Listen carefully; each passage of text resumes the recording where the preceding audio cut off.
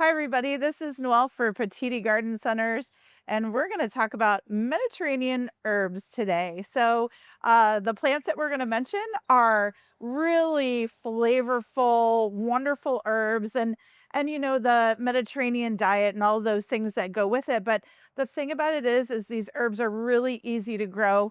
Well, apart from one, I know we all have a little bit of trouble with one, and we'll talk about that. But again, just easy herbs, very, very flavorful plant material that you can use in cooking. They're just really, really popular and wonderful. I'm going to tell you that to start off with Mediterranean herbs, there are lots. And when we talk about herbs, we're really talking about the plants that you're harvesting leaves from.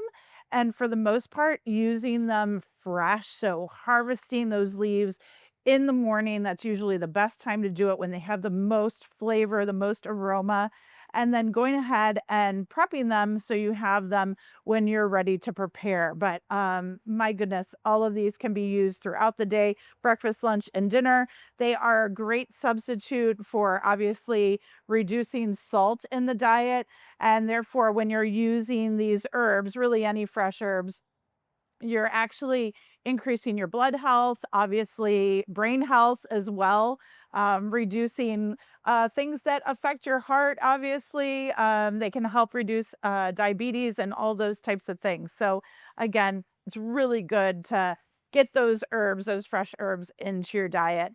And we'll talk a little bit later. If you want to dry some of these, we'll absolutely talk about that too. Most of these herbs, oops, I'm bumping into the tarragon. Most of these herbs are going to be want to be grown in 6 or more hours of sunlight. Okay, so that's a full sun condition.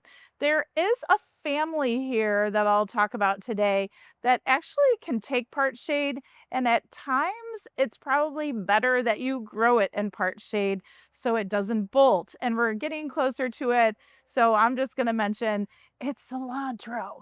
So cilantro, and of course, when cilantro flowers and develops seed, that is coriander, and that is used a lot in Mediterranean cooking. So needless to say, we'll talk about that. And that family that they belong to is actually the carrot family or parsley family, the Apiaceae.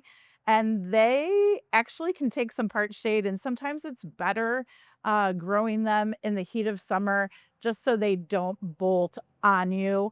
And also, sometimes sowing a new crop in the middle of summer is actually a good thing. So you can get new, fresh cilantro, parsley, and then also dill. Okay, so those three are in the same family. So we'll talk about that too. The other thing that I wanted to mention with Mediterranean herbs is there's 24 countries in that region of the Mediterranean. So there is a very rich heritage of spices and herbs, throughout that area.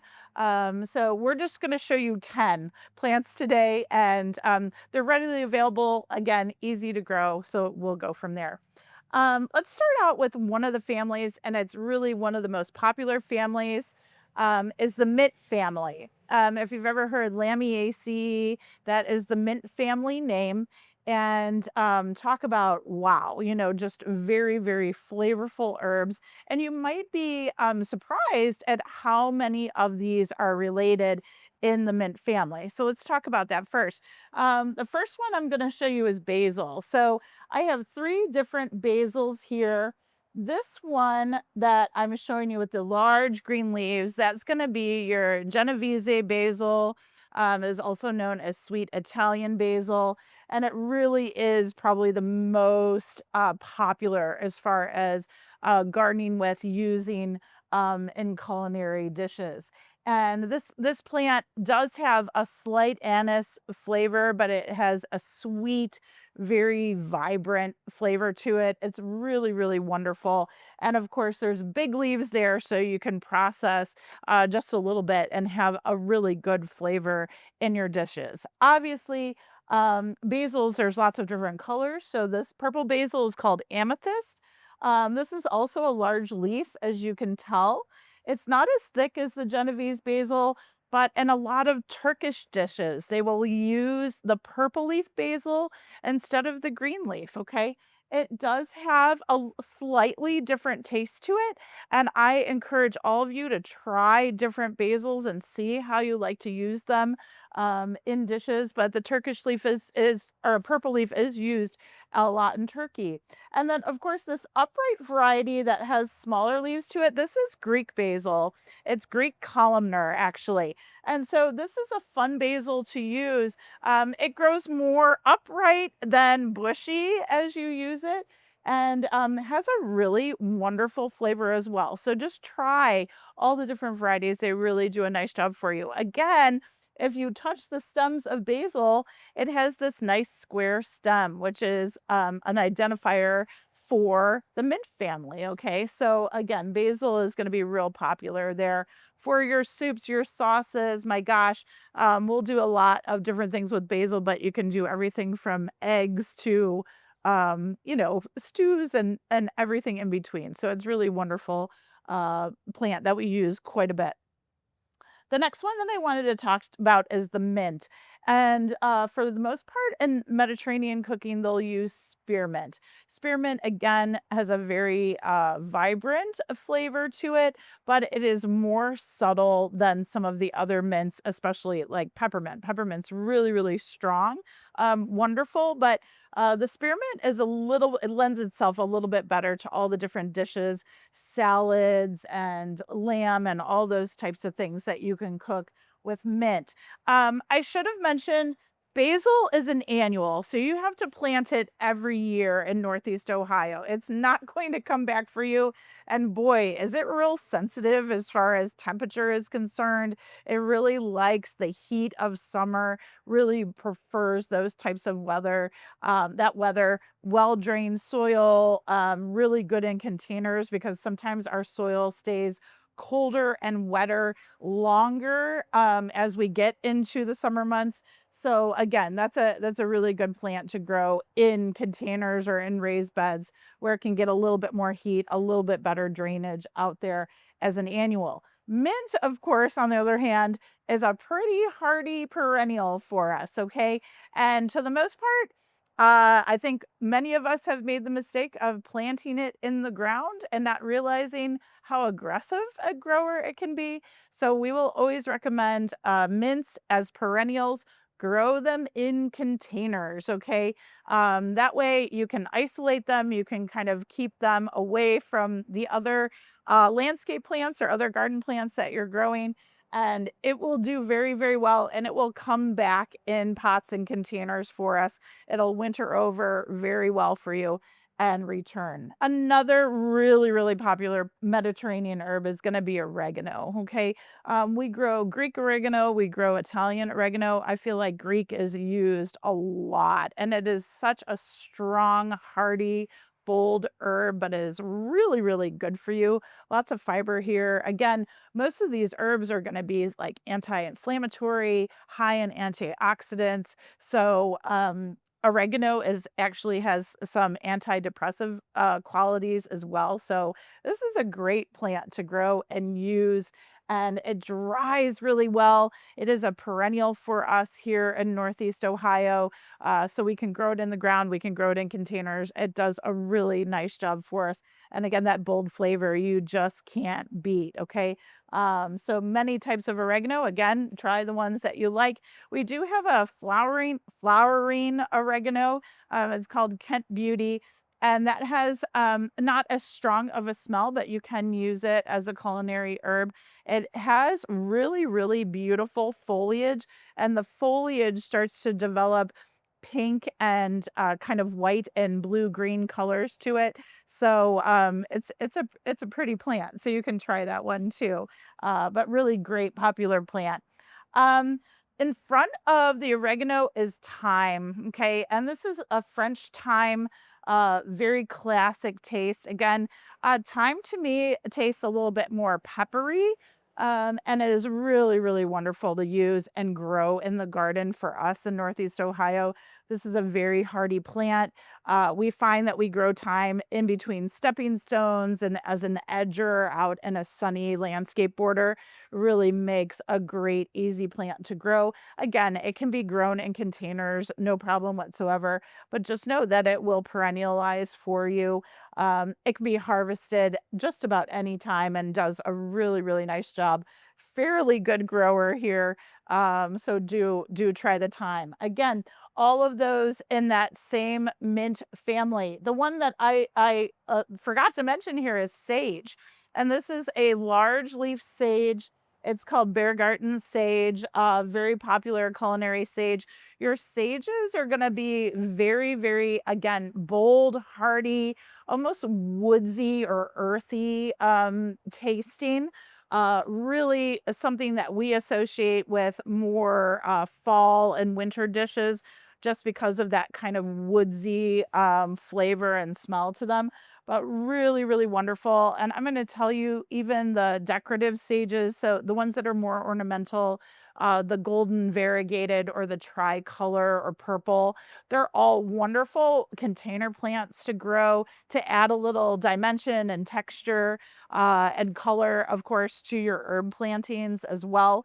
But I'll tell you, they to me they taste very, very similarly to this regular green leaf sage. So again, try the different varieties.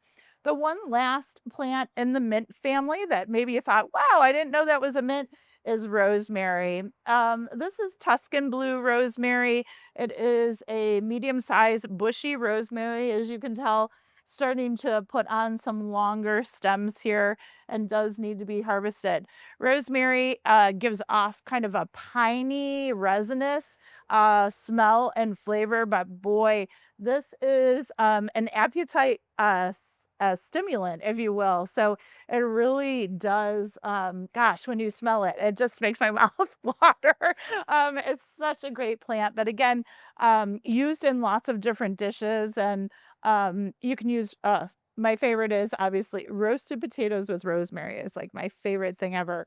Um, and this is a wonderful, wonderful plant to grow. Now, I should have mentioned sage is a perennial in Northeast Ohio, but kind of a tender perennial. So if it's growing in containers for you and you can put it in a cold garage, push it up against the home on a protected side of the home, mulch over it for the winter, that's going to be a really good way to preserve it. Rosemary is even slightly more tender. So, like a tender perennial for us does really well in a cold garage. And I'm going to tell you, if the garage is attached to the home, put it on the attached side of the home just so it can get a little bit more warmth in there. They do like that cooler temperature. If you have a cellar that has a little bit of a window and you're getting some cooler temperatures down there, that's really good for it too over the winter. It just doesn't like to be inside the house and in the heat too long over winter, but it will grow really, really well for us over the growing season. It's just a little bit tricky trying to winter it over and trying to find a happy spot for it. Okay. So just be aware of that, sort of a tender perennial. Okay. Again, used in a lot of different dishes, sauces, and all those good things. And that is all the mint family. Can you believe that? So all native to the Mediterranean region, but again, will all work really, really well, culinarily. So it's really nice. The other family that I was going to talk about is the Apiaceae, and I have dill here.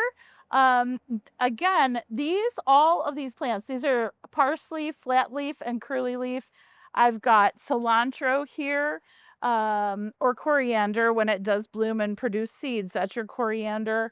And then the dill. These are all in the same family. And again, I had mentioned that most herbs like to be grown in full sun conditions. Again, Mediterranean herbs are going to want well drained, warmer soil. So that's good too. Even moisture to slightly dry is usually fine for them. But especially with cilantro, we find that if you keep it out in full sun conditions, it will bolt very, very quickly for you. So that's why These plants in particular, if you have a part shady condition, which is 4 to 6 hours of direct sunlight, they do fine. And they can really take a little bit of cooler temperatures, a little bit of shade, and that does very, very well for them. So keep that in mind. I will mention again that a second planting of cilantro or dill, usually parsley holds up, but cilantro and dill, if you go ahead and reseed them again, kind of midsummer, that's always nice to get that new, fresh crop. So do try that.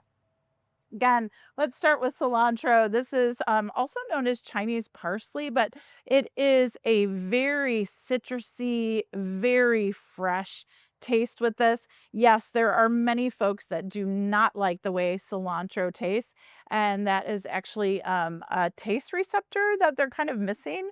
And so there is a website that I believe is called IHateCilantro.com. And so a lot of folks are in that court, if you will, or and on that team. But it for the rest of us, it is just a very fresh, citrusy, crisp, clean taste. And of course, we use it a lot in Hispanic or Mexican dishes, but for Mediterranean dishes, again, soups, salads, curries, all different types, even baked goods, really, really wonderful. So do try cilantro for you. The dill, gosh, this is a great herb, and I love the texture, but I love the fresh taste of it. And of course, all of your pickling spices and dill work hand in hand, of course. But we'll use it with lemon and garlic for fish and chicken, and it is just wonderful to have around and have on hand. Lots of dips and dressings, especially when you think about summer, have a lot of dill in them. So this is a great plant to have on hand. And then, of course, you can let it grow up, go to flower, and then go to seed as well. And so we'll use the dill seeds in all of those different dishes too. So that's always nice. The parsley behind you, it's just really a preference and a taste and a texture preference, I think, too, with curly or flat leaf parsley. They really do taste the same. A lot of folks will use the curly parsley for more of a garnish, but it works very, very nicely in different dishes and sauces and things. It's wonderful plant to have on hand. And they will do really, really nicely for you.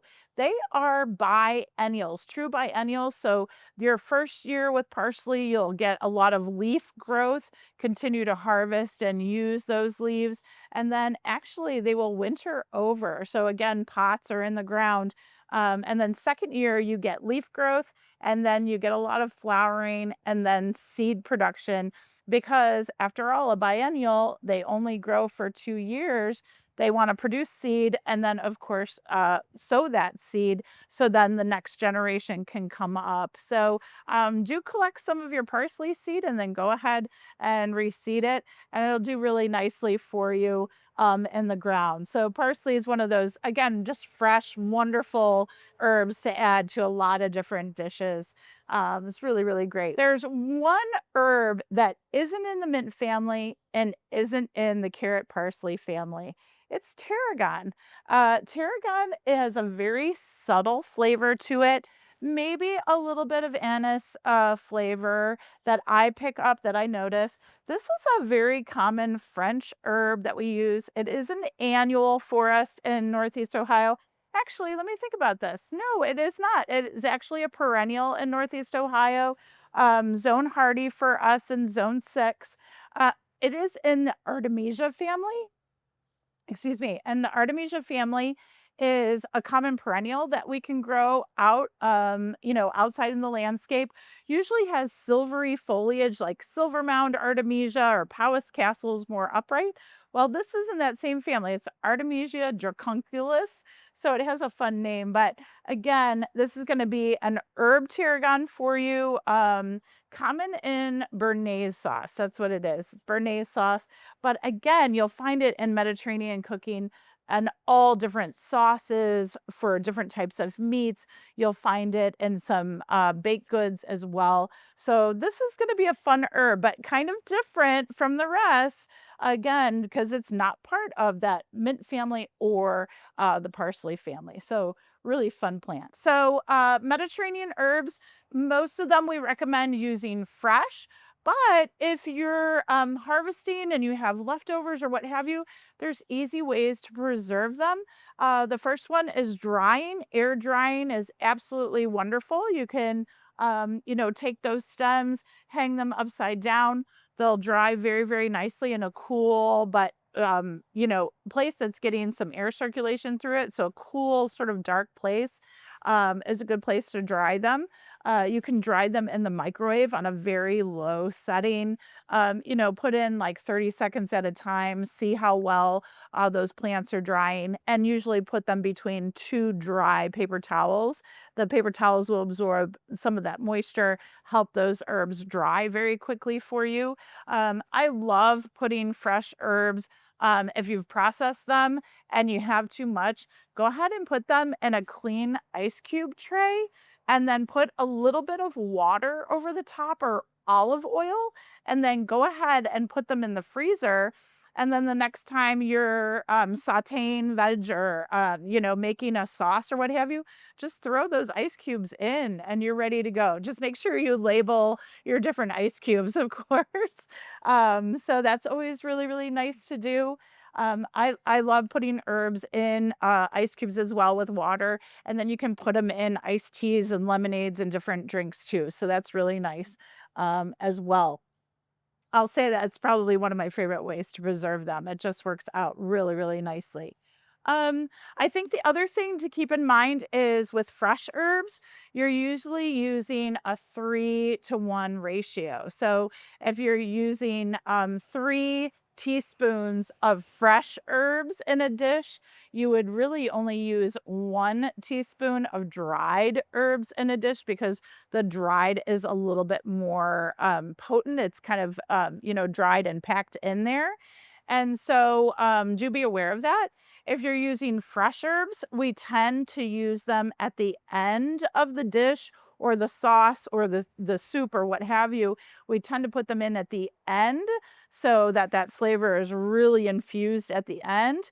When we're using dried herbs, we tend to put them in at the beginning of that cooking process because it takes a little bit more time for them to rehydrate and infuse through the dish. So do be aware of that.